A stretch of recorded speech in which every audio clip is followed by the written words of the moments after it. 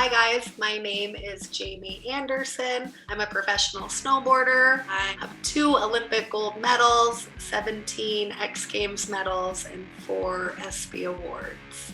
I would describe snowboarding as a pretty free-spirited sport, at least in slopestyle, which I compete in. It's based on style and creativity, and thankfully there's no rules, so you can kind of do whatever you want. The scoring for most of our competitions is typically based on overall impression.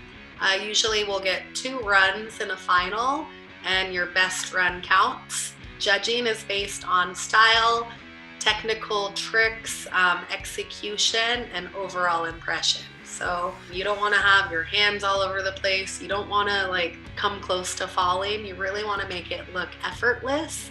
When I got into snowboarding, it was considered kind of like the troublemakers. I don't think my mother really liked the idea of me being a snowboarder. It's crazy to see how far it's come in the last 15 years since I've been on tour. In the next 15 years, I would say more creativity. I think they've gotten so much better at building parks and features and enabling the athletes to do higher performance tricks. And I think that keeps the sport really fun and ever changing. I would say one of my most amazing moments was winning my first Olympic gold in Sochi. We had a 2-run final and I was the favorite to win.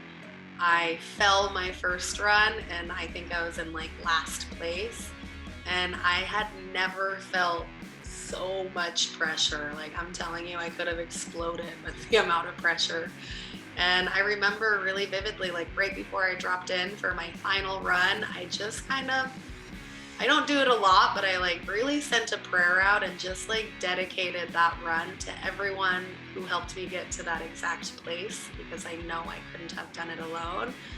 And just that little feeling of doing it for something else brought this insane amount of peace to my heart. And I remember dropping in and just being whatever, this is gonna be perfect. I really had no fear.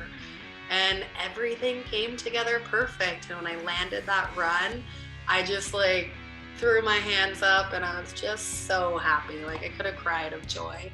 I would say if and when I do make it to the gym or go on a mountain bike ride or something to do my endurance training, I'm usually listening to hip hop or rap, maybe some remixes of old school. I really like 90s hip hop, anything that has a good beat. I really was loving the new Gunner album. A lot of those tracks just had good lyrics, good beats, and just kind of would bring me into the present moment. Sometimes if I'm listening to a song when I crash, I'll kind of not want to hear that song for a while.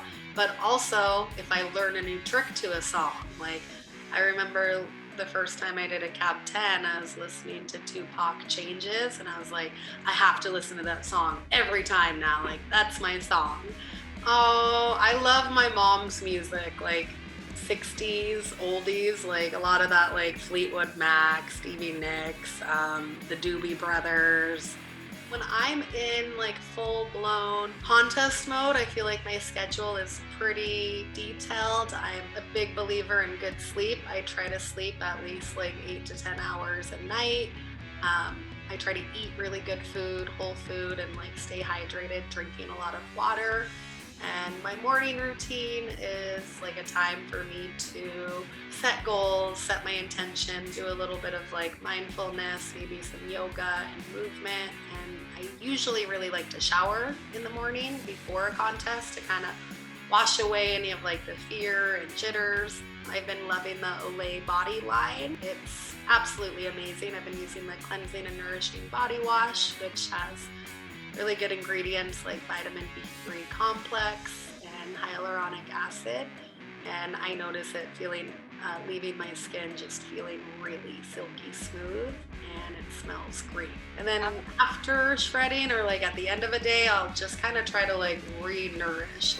I don't eat a lot in the morning, so I'll have usually a big meal after the mountain, and then I really like tea or maybe a little bit of wine. If I won the contest, maybe a little bit of tequila. We'll see where the mood's going. And living the dream.